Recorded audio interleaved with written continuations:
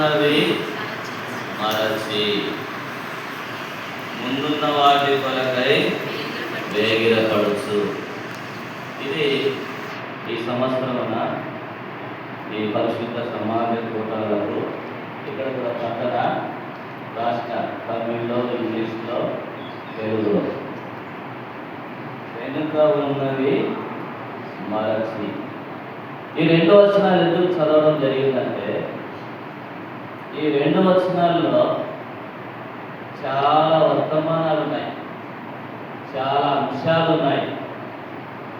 మీ దగ్గర paper, pen ఉంటే రాసుకోండి.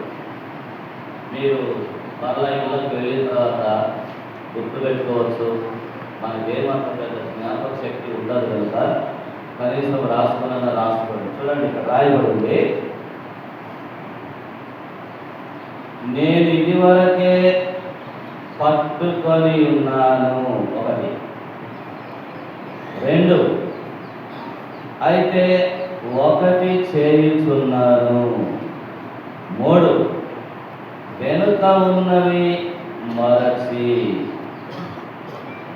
4 ముందున్న వాటి కొరకై వేగిరపడుచు. 5 క్రీస్తు యేసునందు. 6 దేవుని ఉన్నతమైన పిలుపు. 7 బహుమానము. 8 గురి యొద్దకే పరిగెత్తు.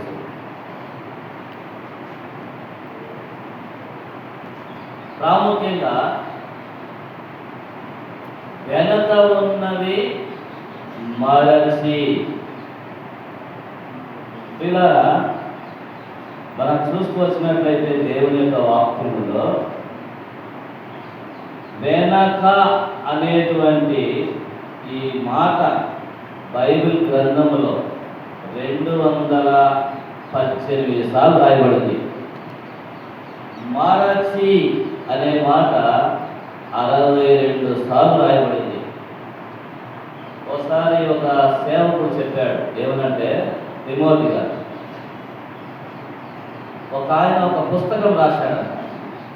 ఏమని రాశాడు అంటే, మనకు ఎప్పుడు మతి మరుపు వస్తుంది, ఎప్పుడు మర్చిపోతాము, ఎప్పుడు మరి ఈ మతి మరుపు అనేటువంటిది ఉంటుందో దానికి సంబంధించి ఒక పుస్తకమే రాసినాడు. చాలా పెద్ద పుస్తకం రాసినాడు.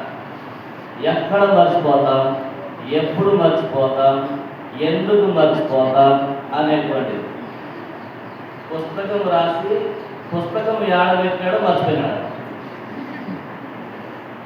అంటే చూడండి, మతి మరుపు ఎక్కువ. మనకు మర్చిపోయేటువంటిది మనకి ఎక్కువగా ఉంటుంది. ఏదైతే జ్ఞాపకం చేసుకోవాలో దాన్ని జ్ఞాపకం చేసుకో, ఏదైతే జ్ఞాపకం చేసుకోకూడదో దాన్ని జ్ఞాపకం చేసుకుంటాం. అందుకనే దేవుని యొక్క వాక్యములో వెనకాల ఉన్నవాన్ని కూడా దేవుడే చెప్పాడు, మీ దోషాలు, మీ పాపాలన్నీ మీ తీర్పునకు వెనకాల. అందుకని గుర్తు చేసుకోకూడదు, జ్ఞాపకం చేసుకోకూడదు. ఇక్కడ మనం చూసుకొచ్చినట్లయితే పిల్లరా, దేవుని యొక్క వాక్యములో వెనక ఉన్నవి మరచి. 13వ వచనం చదవండి. సహోదరులారా, నేను ఇదివరకే పట్టుకొని ఉన్నాను. సహోదరులారా అనే మాట 103 సార్లు రాయబడి ఉంది. అయితే అనేటువంటి మాట 826 సార్లు రాయబడి ఉంది. 1 చేయుచున్నాను. బైబిల్ గ్రంథములో చూడండి, ప్రకటన గ్రంథం 2వ అధ్యాయం 4వ వచనం. త్వరగా టైం చాలా తక్కువ పడింది మనకు. చదవండి. ఆయనను మొదట నీకుండిన ప్రేమను నీవు వదిలితివని నేను నీ మీద తప్పు ఒకటి మోపవలసి ఉన్నది. తప్పు ఒకటి మోపవలసి ఉన్నది. ఒకటి ఏంటి అది మోపాలనుకుంటున్నారు? మొదట నీకు ఉండినటువంటి ప్రేమ. ఒకనొకప్పుడు మనం రక్షించబడినప్పుడు ఎంత ప్రేమ ఉండేది. ఎవరన్నా కలిస్తే బయలురాడన్నా అని కౌగలించుకోవడం, ముద్దులు పెట్టుకోవడం, పలకరించడం. ఎప్పుడది ఆరంభం, ప్రారంభం, రక్షించబడిన దినాల్లో. ఇప్పుడు ఆడు ఎదురొస్తుంటే అయ్యా ఆయన వస్తుందయ్యా బా, ఇంకా ఎక్కువ వచ్చింది ఆయన, ఇంకా తలదించదు ఇక బా, బయలురాడుతుంటే పక్కకు పోతాం. అంటే మొదట మనకు ఉన్నటువంటి ప్రేమ నీవు వదలితివి, విడిచిపెట్టావా, వదిలావా. అందుకనే దేవుని యొక్క వాక్యంలో ఇంకో స్థలంలో కూడా ఇదే ప్రకటన గ్రంథములో 2వ అధ్యాయం 20వ వచనం, అయినను ఏమనగా తాను ప్రవక్తినని చెప్పుకొనుచున్న యెజబెలు స్త్రీని ఉండనిచ్చుచున్నారు. అంటే ఒక తప్పు మరలా. ఏంటా తప్పునంటే యెజబెలు లాంటి స్త్రీని ఉండనిచ్చుచున్నావు. కాబట్టి పిల్లరా, ఒకటి మోపాల. తర్వాత చూడండి ఇంకో స్థలంలో యోహాను సువార్త 9వ అధ్యాయం 25వ వచనం. అక్కడ ఒక గుడ్డివాడు అంటా ఉన్నాడు, నేను ఒకటి మాత్రం నేను ఎరుగుదును అంటాడు. వాడు ఆయన పాపియో కాడో నేను ఎరుగను, ఒకటి మాత్రము నేను ఎరుగుదును, నేను గుడ్డివాడనై ఉన్నాను, ఇప్పుడు చూచుచున్నాను. చూడండి, బహిర్గతముగా, బహిరంగముగా, గొప్పగా, చక్కగా ఒక గుడ్డివాడు అంటా ఉన్నాడు. ఏమని? అయ్యా నేను మాత్రం ఒకటి ఎరుగుదును. ఏంటి ఆ ఒకటి అనంటే ఏమని రాయబడింది? నేను గుడ్డివాడనై ఉన్నాను, ఇప్పుడు చూస్తున్నాను, నేను చూచుచున్నాను. అది మాత్రమే నాకు తెలుసు. మనకు తెలుసు దేవుని యొక్క వాక్యములో ఒక యవనస్తుడు ప్రభువైన యేసు క్రీస్తు దగ్గరకు వస్తాడు. మత్తయి సువార్త 10వ అధ్యాయంలో ఉంటుంది. చూడండి, చదవండి. 21వ వచనం. మార్కు సువార్త 10వ అధ్యాయము 21వ వచనం. యేసు అతన్ని చూచి అతన్ని ప్రేమించి, నీకు ఒకటి కొదవగానున్నది, నీవు వెళ్ళి నీకు కలిగినవన్నీ అమ్మి బీదలకిమ్ము, పరలోకమందు నీకు ధనము కాదు. నీకు ఒకటి కొదవగా ఉన్నది. అక్కడ రాయబడి ఉంది, ప్రభువైన యేసు క్రీస్తు వారు అతనిని చూచి అతనిని ప్రేమించి, నీకు ఒకటి కొదవగా ఉన్నది, నీకు ఒకటి తక్కువగా ఉన్నది, నీవు ఒకటి చేయవలసి ఉన్నది. ఏంటి అది అంటే నీకు కలిగిన వారిని వాచి. యవనస్తుడు లూకా సువార్త 8:28 రాయబడి ఉంది, అతడు ఒక అధికారి, ధనవంతుడు, యవనస్తుడు, మోకాళ్ళ పైకి వచ్చాడు, నిత్య జీవం కావాలన్నాడు, ఎంతో ఆసక్తిగా వచ్చాడు, ఎంతో భారంగా వచ్చాడు. వీధిలో, రోడ్లో, మార్గమున మోకరించాడు. నాకు నిత్య జీవం కావాలన్నాడు, మోక్షం కావాలన్నాడు, పరలోకం కావాలన్నాడు, నిత్యత్వంలో నేను ఉండాలా అని కోరుకున్నాడు. అయితే ప్రభు మాట వినలా, ప్రభు చెప్పినట్టు చేయలేదు. అందుకని మనము నిన్న మొన్న వాక్యం వింటూ వచ్చినాం. నా మాట విని నన్ను పంపిన వాని యందు విశ్వాసం ఉంచిన వాడు నిత్య జీవము గలవాడు.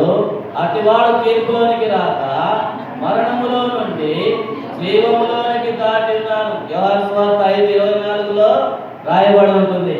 కాబట్టి పిల్లరా, నిత్య జీవమును కావాలనుకున్నటువంటి వ్యక్తి ఒకటి చేరకపోయినాడు, ప్రభు చెప్పినట్టు చేరకపోయినాడు. కాబట్టి ఇక్కడ మనం చూస్తూ వచ్చినట్లయితే నీకు ఒకటి పొదవుగా ఉన్నదని ఒకటి చేయాలి. ఏం చేయాలి?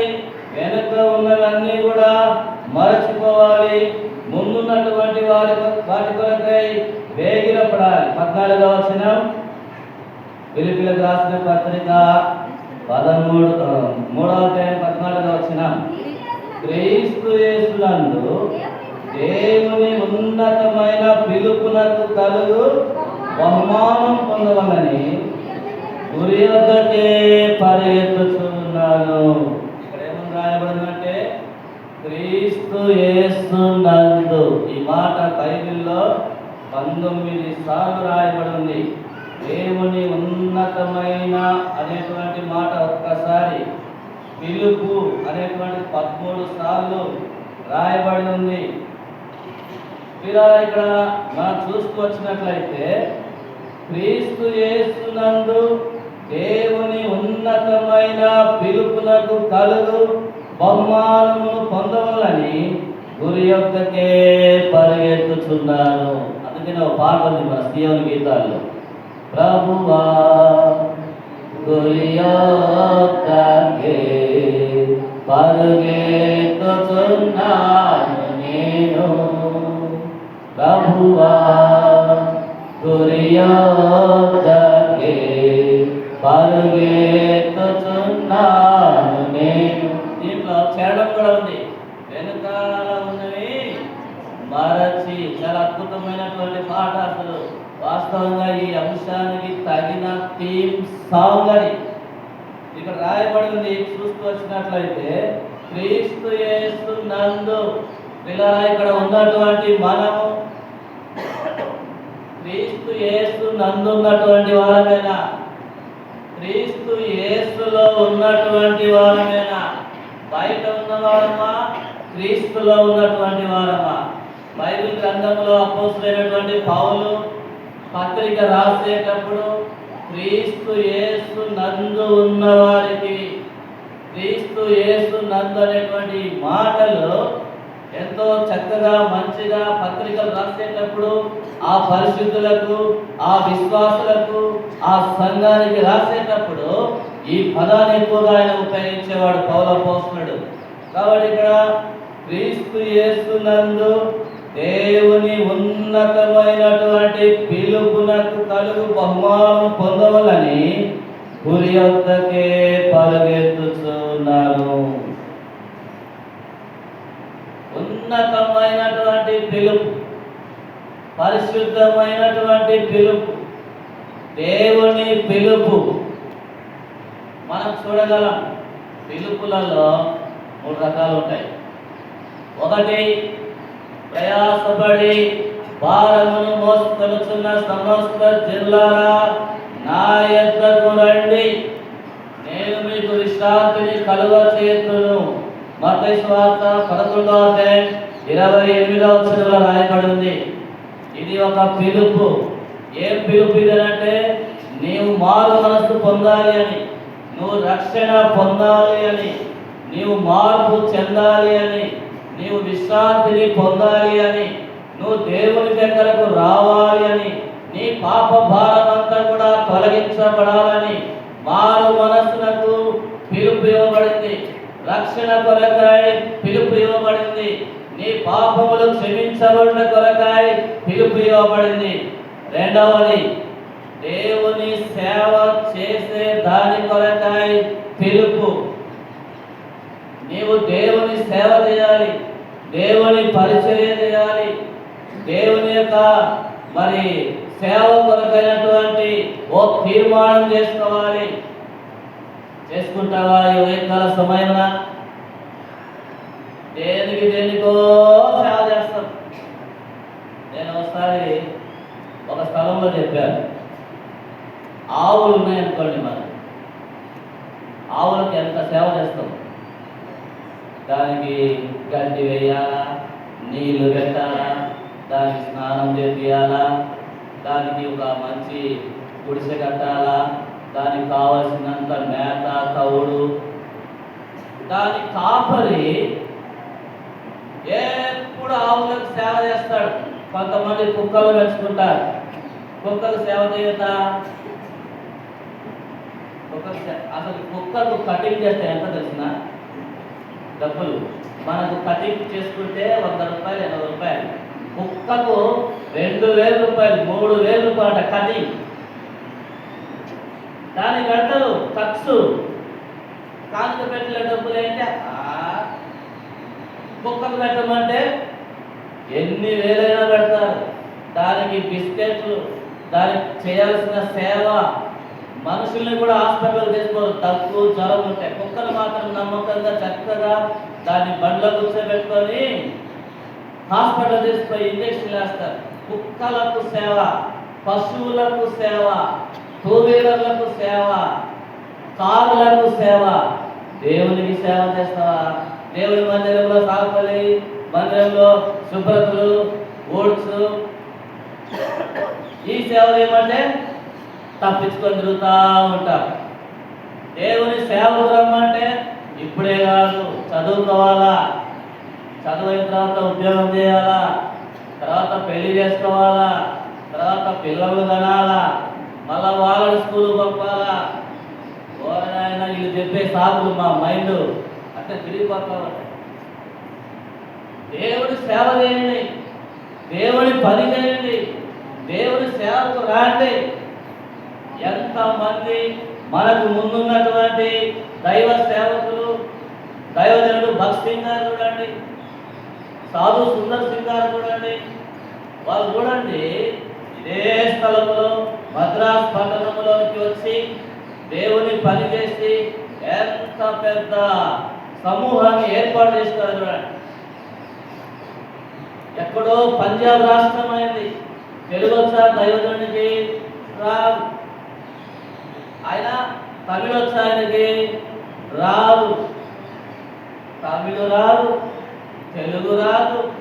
కానీ ఎన్ని సంఘాలు కట్టబడ్డాయి?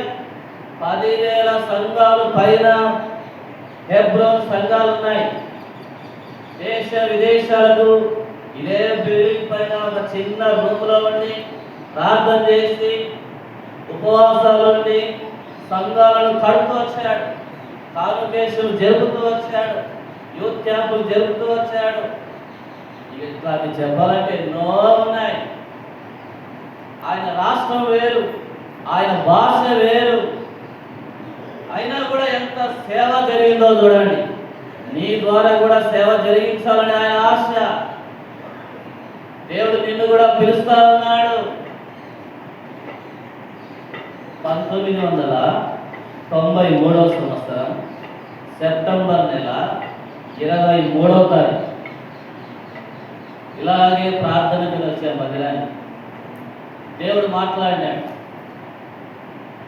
మేము ముందే సాయంలో ముస్లిమ్స్ దేవుడు మాట్లాడితే సేవకు తీర్మానం చేస్తాం. ప్రార్థన చేయండి అంటే మొట్టమొదట నేనే ప్రార్థన చేశాను. ప్రభా, నేను నీ సేవకు సమర్పించుకుంటున్నాను, నా జీవితాన్ని నీకు అర్పించుకుంటున్నాను అని ప్రార్థన చేశాను. అంతే. 93 నుంచి ఈ నేటి వరకు, ఈ దినం వరకు మా ఇంటికి పోలనే పట్టు బట్టతో దేవుని మందిరంలో ఉన్నా. అందరు ఆశ్చర్యపోయారు సంఘంలో. అయ్యా, నువ్వు ముందే ముస్లిం అయ్యా, మీ ఇంట్లో వాళ్ళు ఆ మసీదులో ఉండే హజరతులు అందరూ మా మీదకి వచ్చి గొడవలు చేస్తారు, ఇబ్బంది పెడతారు, నువ్వు ఇంటికి వెళ్ళిపోతున్నారు. లేదన్నా, నేను సేవ సమర్పిస్తున్నా.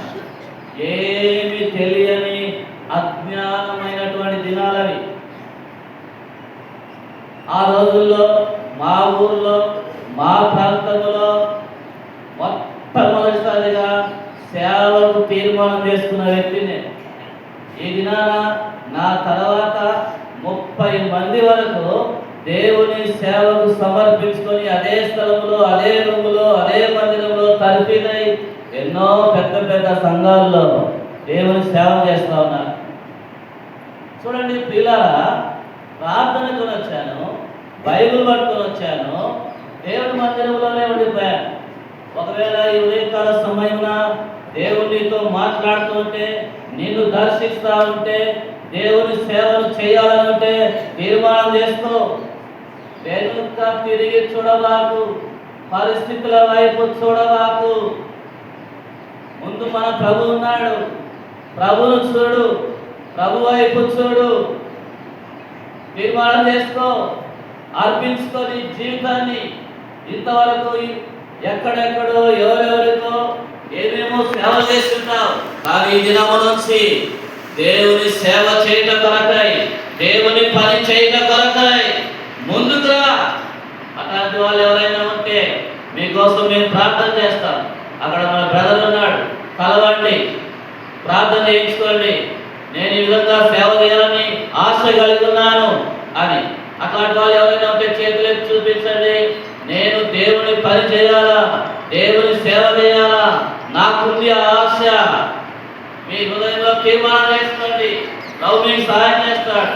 చివరిగా ఒక మాట చూసుకుందాం. ఇదే ఫిలిప్పీయులకు రాసినటువంటి పత్రిక 3వ అధ్యాయము చదవండి, 14వ వచనం. క్రీస్తు యేసునందు దేవుని ఉన్నతమైన పిలుపునకు కలుగు బహుమానము పొందవలని గురి వద్దకే పరిగెత్తుచున్నాను. ఎలా పరిగెడుతున్నారు? గురి వద్దకే పరిగెత్తుచున్నాను. నేను కుడికి కానీ ఎడమ కానీ నేను తొలగడం లేదు. గురి వద్దకే. నా ముందు ప్రభు ఉన్నాడు, ప్రభు వైపే చూస్తా. పరిగెత్తడం దేని కొరకు? గురి కొరకు.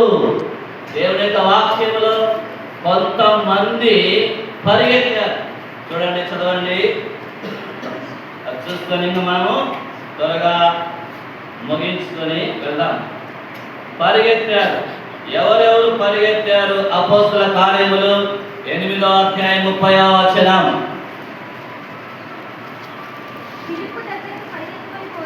ఫిలిప్పు దగ్గరకు పరిగెత్తుకొని పోయి అతడు ప్రవక్త అయిన యెషయా గ్రంథం చదువుతుండగా విని, నీవు చదువుతున్నది గ్రహిస్తున్నావా అని అడగగా. ఇక్కడ ఫిలిప్పు పరిగెత్తాడు. దేని కొరకు? ఆ మినిస్టర్కి, ఆ నపుంసకునికి సువార్త చెప్పేదాన్ని. అతడు బైబిల్ చదువుతా ఉన్నాడు. ఏం గ్రంథం చదువుతా ఉన్నాడు? యెషయా గ్రంథం చదువుతా ఉన్నాడు. దేని మీద ప్రయాణం చేస్తా ఉన్నాడు? రథం మీద ప్రయాణం చేస్తున్నాడు. ఎక్కడికి వెళ్ళాడు? యెరూషలేమునకు వెళ్ళాడు. ఎందుకు వెళ్ళాడు? ఆరాధన కొరకై వెళ్ళాడు. ఒక ఫైనాన్స్ మినిస్టర్, ఒక మంత్రి దేవుని మందిరానికి వెళ్ళాడు, యెరూషలేమునకు వెళ్ళాడు, ఆరాధన కొరకై వెళ్ళాడు. తిరిగి వెళ్తా ఉన్నాడు. ఇంటికి ఇంకా చేరుకోవాలా, ప్రయాణంలో ఉన్నాడు. ఏం చేస్తున్నాడు? ప్రయాణంలో బైబిల్ చదువుతా ఉన్నాడు. మీరు కూడా బస్సులలో, ట్రైన్లలో పోయేటప్పుడు ఏం చేయాలా? రాజకీయాలు చేయాలి. వాళ్ళంట ఇల్లింట.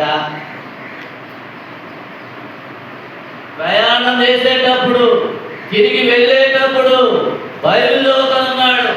అది కూడా ప్రభువైన యేసు క్రీస్తును గూర్చినటువంటి మరణ పునరుత్థానమును గూర్చినటువంటి గ్రంథాన్ని చదువుతా ఉన్నాడు. అప్పుడు ఫిలిప్పు పరిగెత్తుకుంటూ పోయాడు. దేనికంటే ముందుగా పరిగెత్తాడు? రథము కంటే. రథం స్పీడ్గా వెళ్తా ఉంది, ఈయన పరిగెత్తా ఉన్నాడు. రథాన్ని కలుసుకున్నాడు.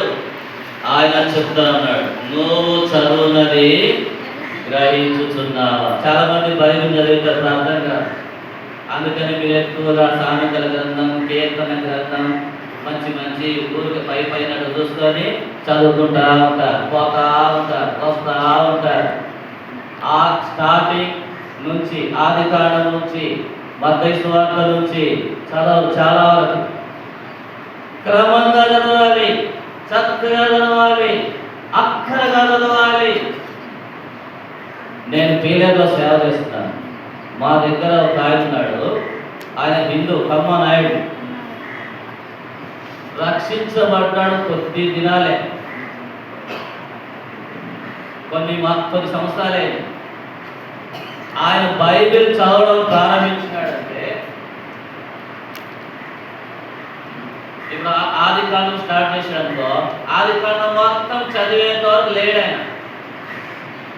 నిర్గమకాండం స్టార్ట్ చేసాడనుకో, అది మొత్తం అయిపోయేంత వరకు ఆయన లేడు. మా దగ్గర ఒక సిస్టర్ ఉంది, ఆ పేరు కృప. పోయిన ఆదివారమే మందిరంలో 500 వాక్యాలను చూడకుండా చెప్పేసిందామా. 500 వాక్యాలు. ఆమెకు బహుమానం ఇవ్వబడింది. 103వ కీర్తన, 119వ కీర్తన, 23వ కీర్తన, కొన్ని పత్రికలు, కొన్ని ఈ గ్రంథాలంతా చూడకుండా బహిరంగంగా సంఘములు అనేకులు చూస్తుండగా ఆమె చూడకుండా చెప్తా ఉంటే ఒక ఆయన తక్కువలేక ఒక మంచి కొరియా బైబిల్ గిఫ్ట్గా ఇచ్చాడు. ఇంకా నువ్వు ఈ బైబిల్ తీసుకొని చదువు అని. చూసారా? కాబట్టి ఇక్కడ పిలుపు పరిగెత్తుచూ ఉన్నాడు. దేని కొరకు? సువార్త చెప్పుట కొరకు. సువార్త చెప్పేదానికి పరిగెత్తు, ప్రజలకు సువార్తను అందించేదానికి పరిగెత్తు. చూడండి, ఇక్కడ మనకు తెలుసు దేవుని యొక్క వాక్యములో నాకు ఇక్కడ ప్యాంట్ లాగుతా ఉన్నాడు కాబట్టి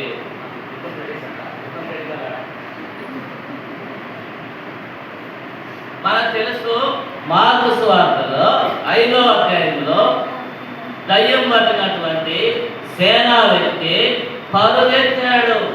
దేనికి? ప్రభువును కలుసుకునేదానికి, సాగిలపడేదానికి. సర్వోన్నతుడైనటువంటి దేవుని కుమారుడా. బైబిల్లో ఎక్కడ కూడా అటువంటి మాట కనబడదు. ఏమని? సర్వోన్నతుడైనటువంటి దేవుని కుమారుడా, దావీదు కుమారుడు అనే మాటలు ఉన్నాయి. అయితే సర్వోన్నతుడైనటువంటి దేవుని దాసులారా అని అపోస్తల కార్యంలో రాయబడి ఉన్నాయి. సర్వోన్నతుడైన దేవుని కుమారుడు అని ఈ యొక్క మార్కు సువార్త 5వ అధ్యాయంలో రాయబడింది. ఇంకా చెప్పుకుంటూ వెళ్ళినట్లయితే యేసు ప్రభు చనిపోయినప్పుడు ఆ సమాధి దగ్గరికి పేతురు, మగ్దలేని మరియా చీకటిగా ఉన్నప్పుడు తెల్లవారుజామున సమాధి దగ్గరికి పరిగెత్తారు. కాబట్టి పిల్లలు పరిగెత్తాలి, గురి యొద్ద బహుమానం కొరకు, దేవుని ఆరాధించట కొరకు, సువార్త చేయట కొరకు. దేవుడు తన మాటలను దీవించి ఆశీర్వదించాడు.